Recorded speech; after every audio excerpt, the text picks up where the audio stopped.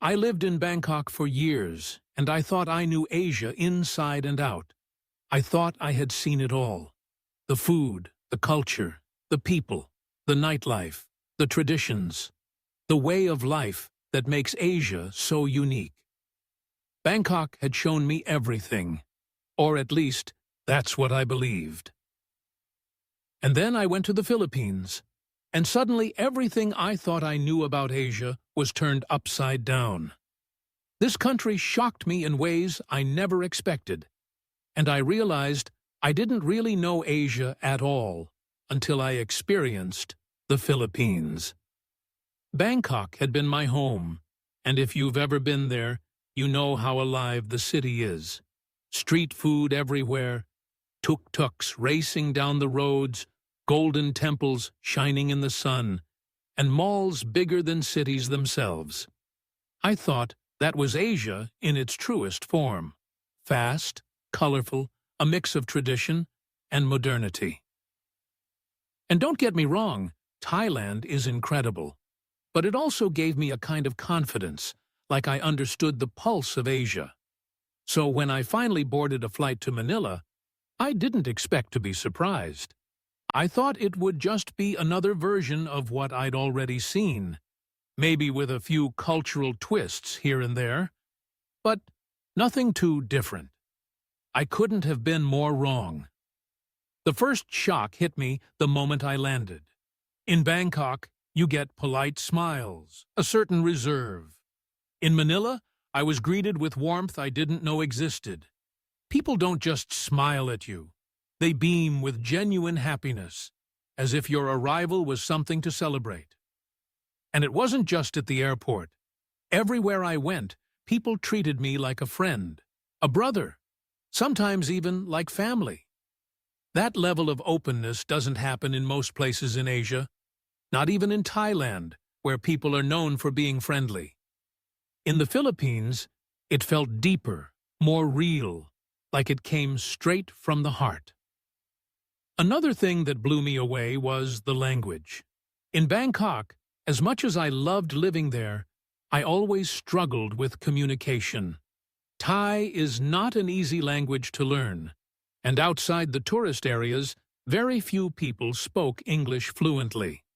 I got by with broken phrases, hand gestures, and a lot of Google Translate. But in the Philippines, it was a whole different story.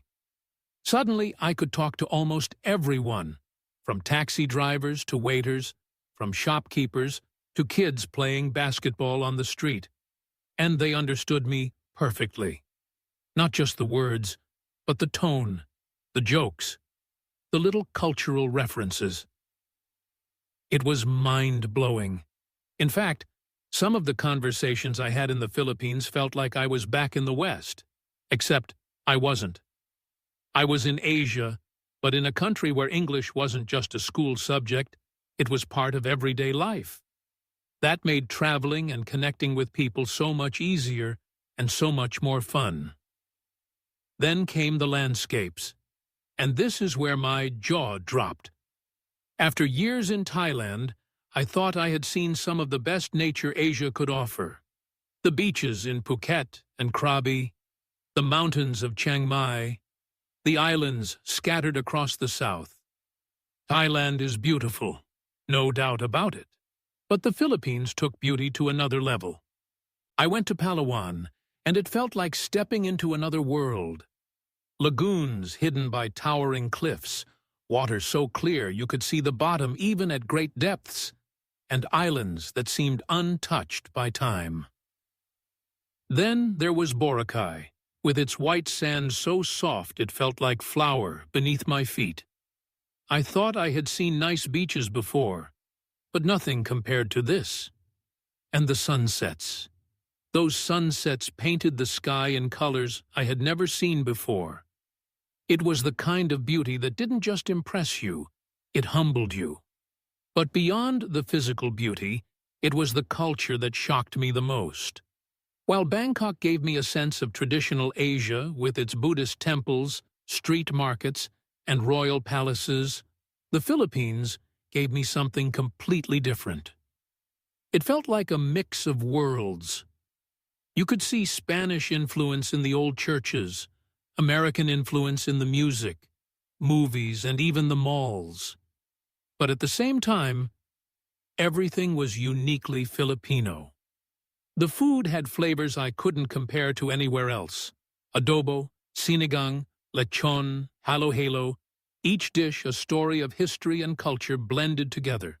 And the festivals, full of colors, music, and energy, showed me a side of Asia that was festive, vibrant, and deeply rooted in community.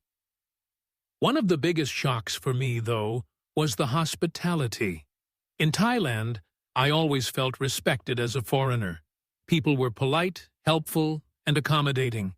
But in the Philippines, it went beyond politeness. It was personal. People didn't just serve you, they cared for you. I stayed at a guest house in Cebu, where the owner not only gave me travel tips, but invited me to join her family for dinner.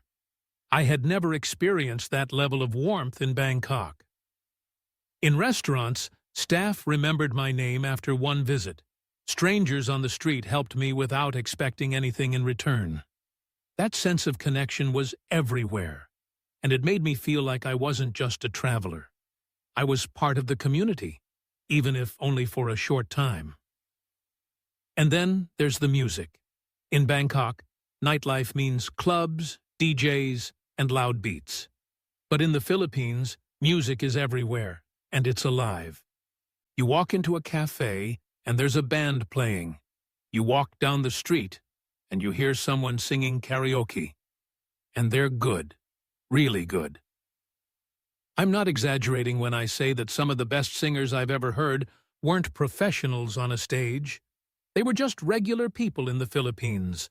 Guards, waiters, students, all singing like they were born to perform. That shocked me because it wasn't just talent. It was culture.